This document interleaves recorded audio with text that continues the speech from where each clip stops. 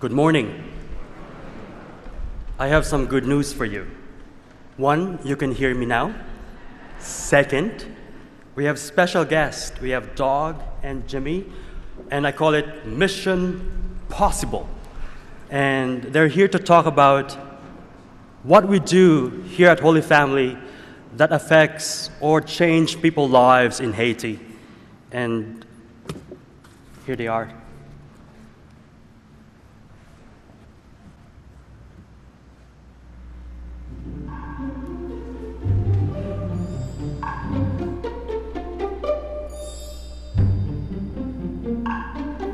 Haiti is always an adventure. A visit this year by our parish with some friends lived up to that expectation. We weren't quite ready for Cité Soleil. We felt slapped in the face with the slum, which has the worst conditions in Haiti. The sprawling waste pricked our consciences, and we wondered why we can't clean up that mess. Our grand adventure began with an unbelievable sight, a soccer game on Hands Together's artificial turf in the middle of Cité Soleil. Beautiful uniforms, a community event, cheers, goodwill, pride. Kids frolicking, members of feuding opposing gangs united to support their team. Some questioned the investment for artificial turf. They should witness the transformation from this to this. The field is a unifying place, a normalizing place, a community builder, an adventure in oneness. Our adventure showed us a new ray of hope. Deep in the Boston section of Cité Soleil slum, we visited Sister Marcella with Father Tom, a beautiful home for some 200 orphans, an oasis in a desert of filth, impeccably clean with a mother's touch. Some of the children are terribly injured or diseased, remnants of the 2010 earthquake. Hands Together helps Sister Marcella by providing food and support.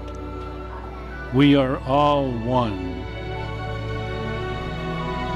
Visiting the Hands Together High School was an adventure in talent. They welcomed us with song and dance. They taught us how to have fun with some of the simplest things in life.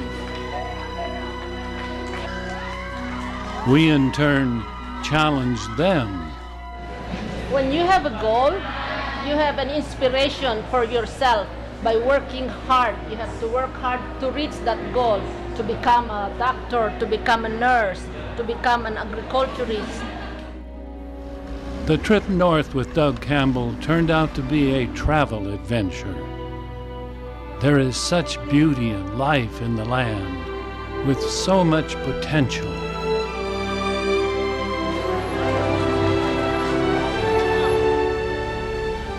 And always the unexpected, a detour.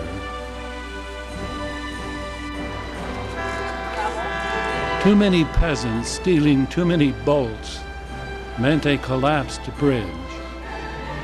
The solution was its own adventure. Happily, we did not drown, and we sped on to the remote village of Tididun.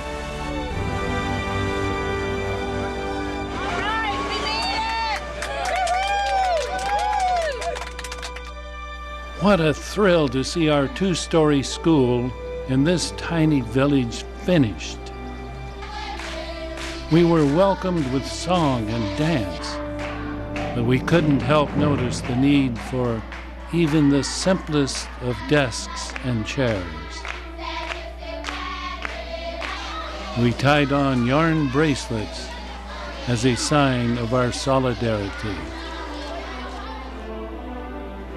There is no greater adventure in Haiti than Clark Farm. The beautiful new volunteer center is almost finished.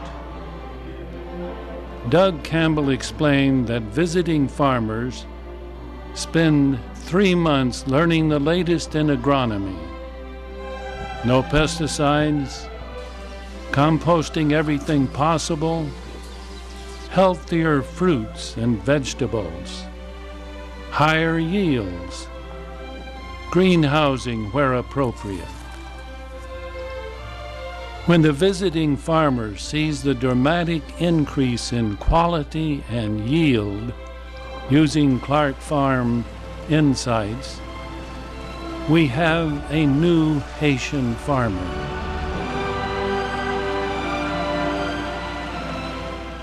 An adventure into the poorest parts of Gonaïves with Père Gerard was eye-opening.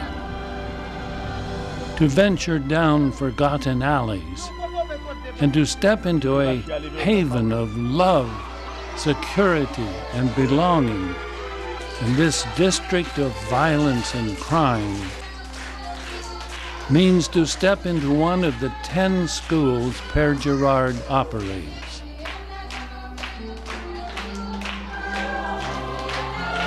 With love comes discipline and hard work, something Père Gerard knows only too well.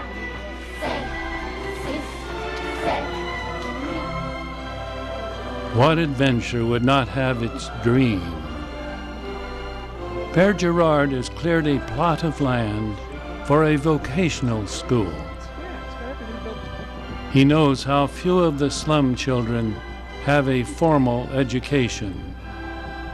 But if they can learn a trade,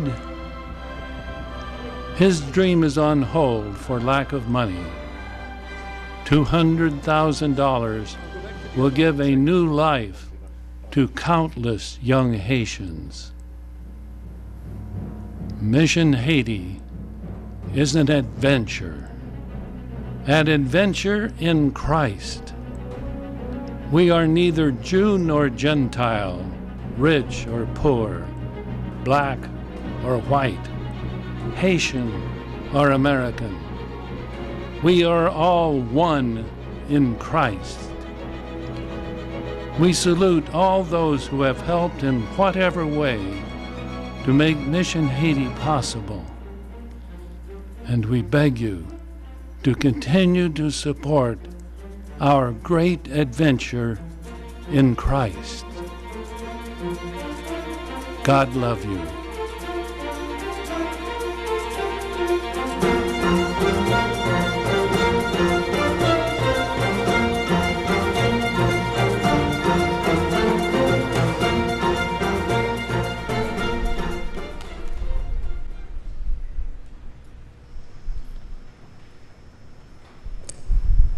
Hi, good morning, everybody. My name is Doug Campbell, in case you don't know me.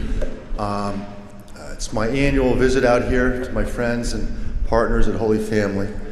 And what a wonderful, wonderful partnership it is. Cambria and Carl and Jessica and Mary and Dan and Bennett and the list goes on and on of the people that put so much effort into this program. Sitting there listening to the gospel being read, and as Mother Teresa's nuns would teach me in Haiti, that they would tell me that whenever the gospel is proclaimed, that Jesus is speaking to us right now. And the gospel made me uncomfortable today. The gospel was saying to me that don't be a fool. Some of the things that I put a lot of time and energy and value in don't last, and they don't mean much. And he's saying to me that I don't exist for myself. Whatever treasures or gifts or talents or graces were given to me are not meant for me. I should be very careful and pay a lot of attention to what I do with them and who they share them with. Francis de Sales would say it this way: after all, a mule laden with precious jewels is still nothing more than a mule. That's kind of a tough one there, but you know. When I was working in Haiti, I was 22 years old when I started. And one of the first things we did is open a free school in the slums of Port-au-Prince for 70 children.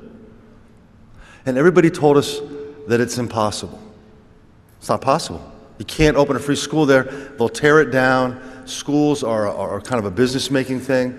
The other directors and the other school owners will resist this. It's not possible. Several years later, I went into the rural zones of Gonaïves and encountered farmers who had suffered from 5 years of drought. Their kids would run up to you and they looked like they were white instead of black children because the dust was all over them. Their bellies were all... So they said it wasn't possible to buy a giant well driller, send it to Haiti, and use it to help drill wells and irrigation. The roads are too bad. There's nowhere to get parts. I mean, all these reasons. They tell me, Doug, it's crazy. It's a crazy thought. It's not possible. They told me that it wasn't possible to open up a farm that would train farmers in Haiti to become better farmers and teach them different ways to plant and to fertilize so that they can get twice as much yield from their fields. They said, we've tried it. They do it this way. They've been doing it this way for 200 years. They're not going to change. It's not possible.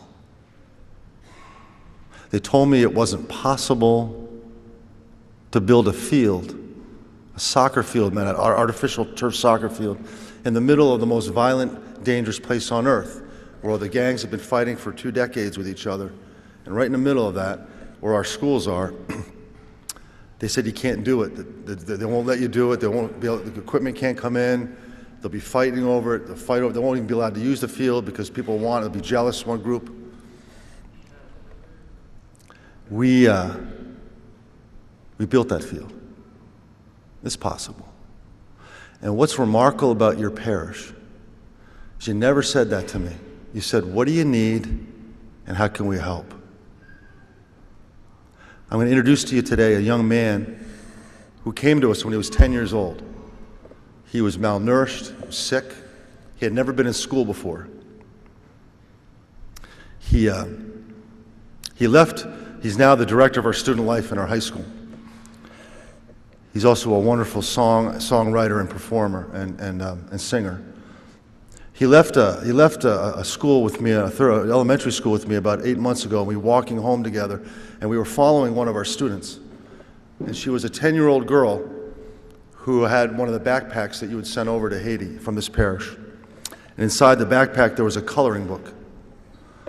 She got to her home, which is a small hut made out of plastic bags and cardboard. And she pulled a cinder block from out of the hut. She sat down on the cinder block and whipped out that coloring book. She put it like this, and she took her crayons out. She was staring at this picture that is all colored in that she was replicating. She would look at it and smile. Her eyes would grow big. And she would look at it and smile, and she's coloring it in. And so I looked over her shoulder, and she told me, "Bonsoir, Doug. Comment est? Hi, Doug. How you doing?" I said, "Bonsoir." And she looked at the thing, and she pointed at the picture that's colored in, and she said to me, "Qui ça lié? What is that?" I said, "Well, ça c'est un papillon. It's a butterfly." She goes, "Wow, they're really beautiful, aren't they?" She says, "Are they real?" Yeah, they're real. That's right, they're real. And then she stopped for a minute and put her crayons down, and she's staring at the butterfly. And her face grew sad. And she said something I'll never forget. She looked at me and she says, "I'll never see one. There's no way a butterfly could live where I live. I'll never see one. No way a butterfly could live where I live." I just stood there. I'm just stunned. That's why we got to keep doing the work we're doing.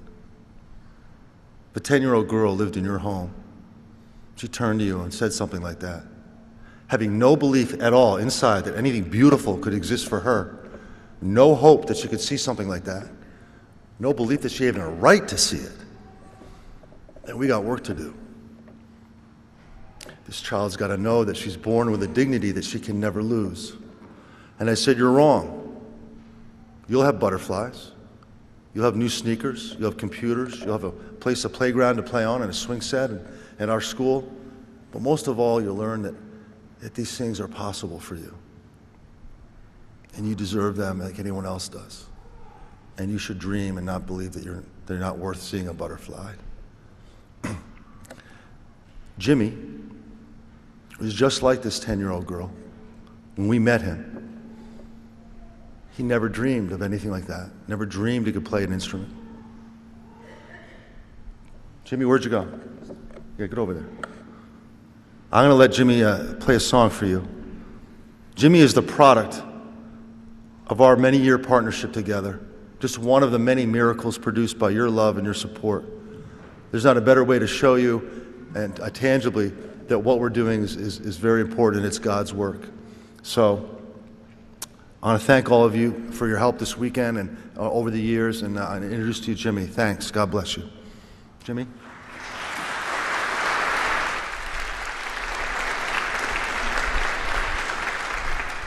Good morning. My name is Jimmy. I'm from Cité Soleil. I'm very happy to be here today to say not only thank you, but to share the garden that you're making in my country, to have us some food and share with you this morning. I would not be able to stand here today in front of you to talk to you and to speak if you did not decide to follow your heart. If you did not decide to love people that you don't even know, which is something amazing. Cité Soleil is a very poor place, and there's a lot of misery, gangs activity. So I have a doubt that if you did not decide to share your heart with me, I would not be this person that I am today. I would not be a singer. I would probably be a gangster, because so many of my friends, they go to that direction, and I used to hang out with them. But because of the school that you put for us in my community, so I had opportunity to go to school, to make other friends, and to start have a dream.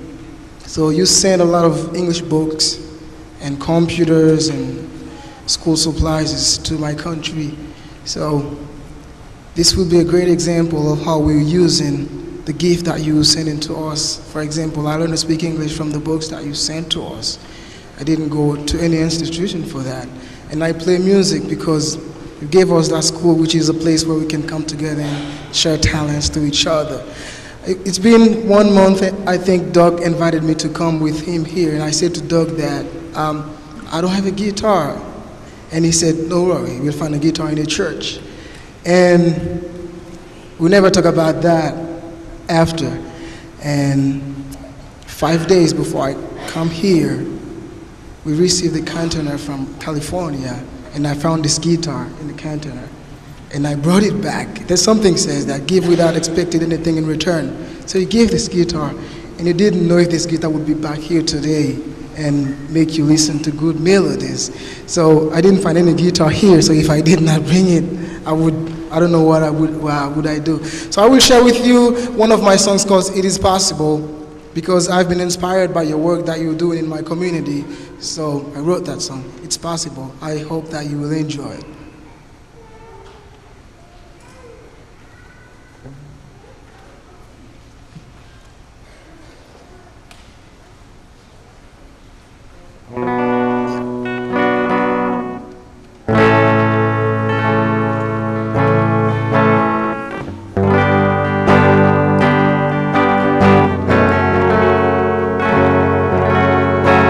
Depuis des vingtaines d'années, nous gagnons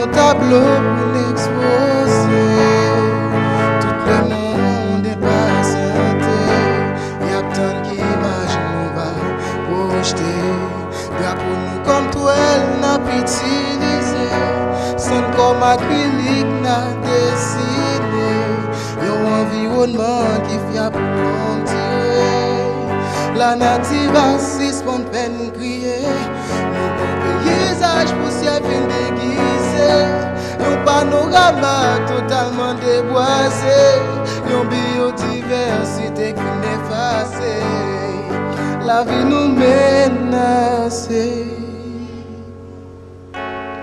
Oui, il est possible, si nous aménager, valoriser sa environnement. Oui, il est possible, si nous planifier, bah tout le monde chance pour participer. Oui, il est possible, si nous hiérarchiser, avec bon contrôle bien organisé. Oui, il est possible, pour nous gagner un pays qui a refuge pour le monde entier.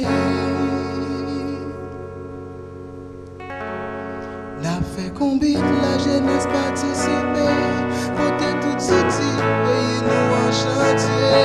Conscience nationale, faut que nous sensibiliser. Déjà son gros bien va poser.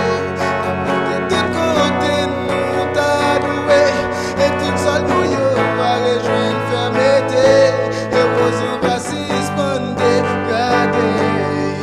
Puissance va nous y va diminuer. Parce que ça nous pour aménager. Les rivières nous y pour nous débarrasser. Sous l'eau nous y pour nous méditer. Les caresses l'eau pour nous éviter. Oui, il est possible, si nous aménager, valoriser sa environnement. Oui, il est possible, si nous planifier, pas tout le monde chance pour participer. Oui, il est possible, si nous hiérarchiser, avec bon contrôle bien organisé. Oui, il est possible, pour nous gagner un pays qui a refuge pour le monde entier.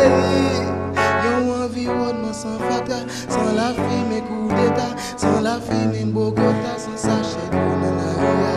Avec bon genre état de droit, vous éballez comme ça doit, laver main contre choléra, sécher de l'eau, malaria protégé, environnement politique, environnement économique, environnement touristique. Oh, il est possible, si nous aménager, valoriser sa environnement. Il est possible, si nous planifier, pas tout le monde chance pour participer. Oh, il est possible, si nous hiérarchiser, avec bon contrôle bien organisé. Oh, il est possible, pour nous gagner un pays qui a refuge pour le monde entier. Sans la fumée coup d'état, sans la fumée Bogota, sans sachet d'eau dans la ria. Avec bon genre état des droits, vous éballez comme ça doit, laver même contre choléra, sécher de l'eau, protéger l'environnement politique, environnement économique, environnement touristique.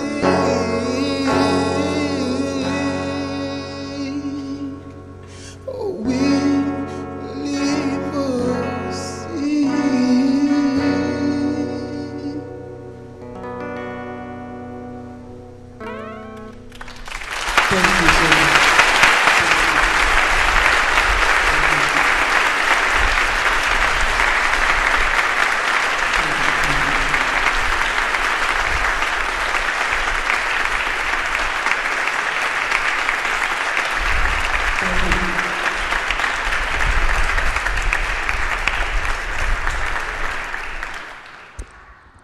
Good morning.